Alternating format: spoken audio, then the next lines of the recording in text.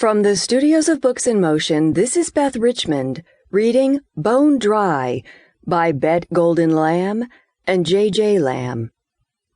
Now let's begin with Bone Dry. Prologue. Waiting for the right moment was making her nuts. Ghent was everywhere today, everywhere except in his office.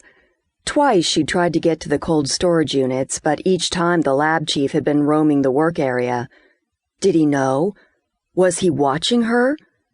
God, if she didn't do it soon, it wasn't going to get done, and Frankie would beat her again. She used her toe to nudge an insulated, oversized lunchbox on the floor. Everyone was used to seeing it, made ratty remarks about how fat she was and why. But they never turned down the cookies she baked for them. Well, no goodies in the box today. It was empty except for frozen super ice to protect the packets, if she could ever get her hands on them. Faye! She spun around on the stool. Ghent was hovering over her. Where are the hematology printouts for urology?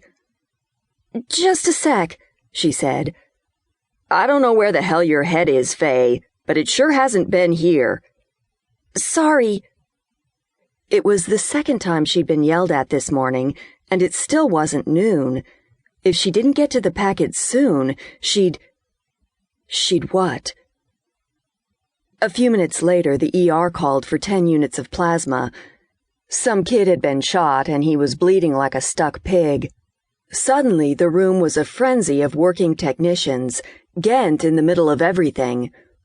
She grabbed a lab cart, put the lunchbox on the lower shelf, and walked quickly to the rear of the lab. Her stomach cramped as she moved into the freezer repository area. Then dry heaves racked her. What if someone was watching her? She refused to look back into the lab. She snatched up a pair of insulated gloves and a pair of tongs, grabbed Carl Chapman's supply of marrow from the freezer, and tossed the packets into the lunchbox. Cold sweat layered her skin. She clutched the cart handle, unable to move, unable to breathe. Trembling, she finally forced one foot in front of the other, made it back through the lab. As she slipped the box under her station, Ghent walked up to her. Fucking kids, he said to no one in particular. Imagine shooting your own brother in the gut over a stupid pair of sneakers. Chapter 1. Gina Mazzio hunched over the engine of the Fiat Roadster, ran her fingers along the black wires that sprang from the distributor cap and snaked their way to the spark plugs and coil. They looked okay. So why doesn't the damn thing turn over? Gina muttered. She conceded that she should have listened to Harry, who had warned her about Italian electrics. She'd gotten pretty pissed at him.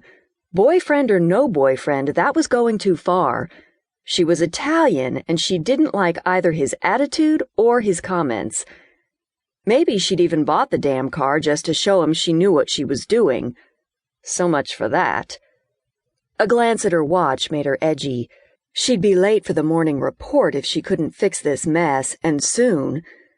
She lifted the distributor cap, grimaced. Green crud covered the ignition points, preventing any meaningful contact. Stupid, stupid! She pulled a nail file out of her purse and scraped and filed away the corrosion. When she was satisfied with the results, she capped the distributor and wiped her hands on a grungy rag and tossed it into the trunk. She looked down at her nursing scrubs. At least she hadn't picked up any grease smudges. This time, when she turned the key, the car started with a satisfying purr. Maybe she wouldn't be late after all, and she sure as hell wasn't going to tell Harry about this.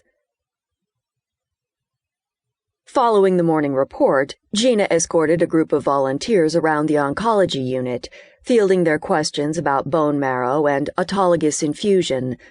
One woman turned particularly pale when Gina described the needle process of having marrow removed from your own bones to save for future autologous replacement following chemotherapy.